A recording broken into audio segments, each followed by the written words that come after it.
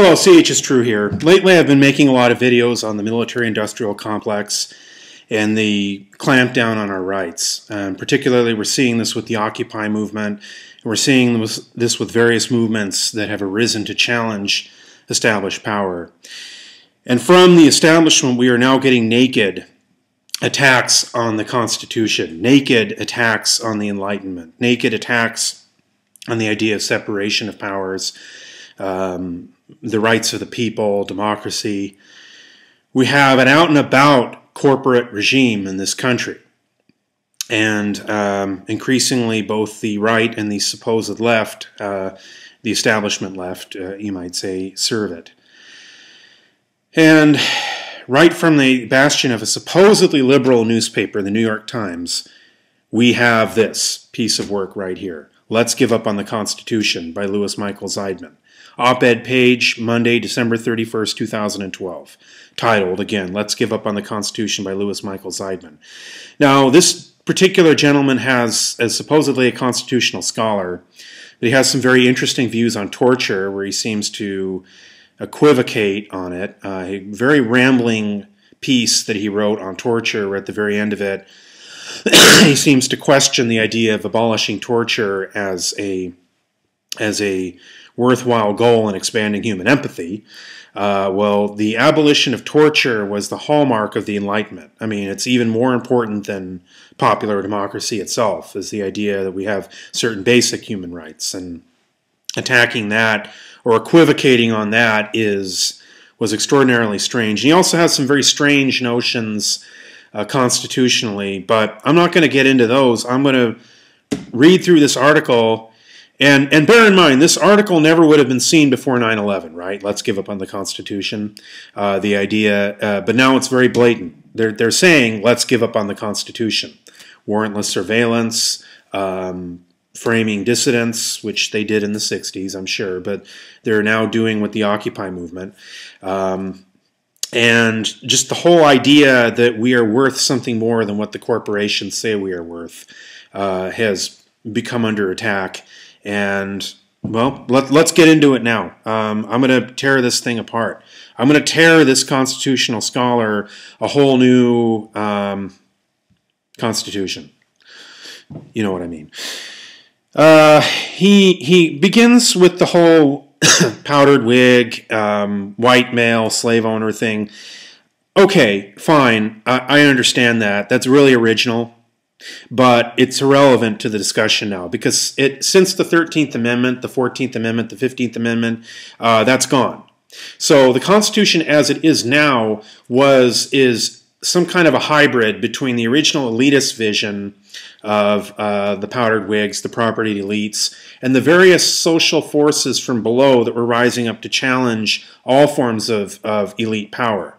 Even the Bill of Rights, in a lot of respects, was part of that movement from below, to amend the Constitution to make it more amenable to popular democracy. The people knew that the elites wanted to suspend popular democracy by creating a constitution that they would run, whereas before, in the immediate aftermath of the revolution, there was a lot more local power.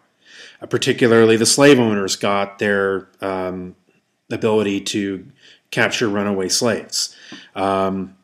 The northern elites got their ability to begin the embryonic stages of northern industrial and finance capitalism. So, and the people knew this and understood this and went along with the program because they didn't have a whole lot of leverage against it, but they did demand a Bill of Rights. Okay, so you would think that when he talks about constitutional disobedience below here, when he says constitutional disobedience may seem radical, but it is old as the Republic, that he was talking about, oh, I don't know, the anti-federalists, the labor movement, or the abolitionists, or something like that. But he actually says, in fact, the Constitution itself was born of constitutional disobedience, citing the men in Philadelphia, who were the elites who themselves wanted to aggrandize more power. So his argument, the precedent that he's citing would be the precedent of the elites wanting to roll back democracy. So then the question arises, is that what Louis Michael Zeidman himself wants? And as you read through this, you begin to realize that it is what he wants. For instance, skipping down, no sooner was the Constitution in place than our leaders began ignoring it. John Adams supported the Alien and Sedition Acts, which violated the First Amendment's guarantee of freedom of speech. So is that what we want? When John Adams very, very deceptively invoked religion and kind of religious extremism against Thomas Jefferson and tried to shut down the Jeffersonian Republicans, what we would today call the Democratic Party. I mean, is that a precedent we want to cite as something good? Okay, then he quotes Thomas Jefferson's view of a revolution every 20 years out of context, because Jefferson was talking about power from below, not power from above. Now, Jefferson unfortunately, his vision of democracy was limited to white people, and that was a moral blindside, to say the least. But again, since that time, we have had a national discussion around issues of race, not enough of one, but we have had one, and we have the 15th Amendment. Rolling back the Constitution would mean no more 15th Amendment. In fact, as I skip over to, I'm going to skip down a bit here, this is not to say that we should disobey all constitutional commands. Freedom of speech and religion, equal protection of the laws, and protections against governmental deprivation of life, liberty, or property are important, whether or not they are in the Constitution. We should continue to follow those requirements out of respect, not obligation. Okay, so our right to be free of a theocracy is now out of respect, not obligation. But respect could mean paying your respects at a funeral. Remember that. The right of black people to vote could be respect and not obligation. This is very dangerous. And for a supposedly liberal newspaper like the New York Times not to see that this is a full frontal attack on our constitutional rights is astonishing. In fact, okay, well anyways, even without here we go. This is the kicker right here, and this is the real agenda of what this is all about. What the president would have to justify military action against Iran solely on the merits without shutting down the debate with a claim of unchallengeable constitutional power as commander-in-chief.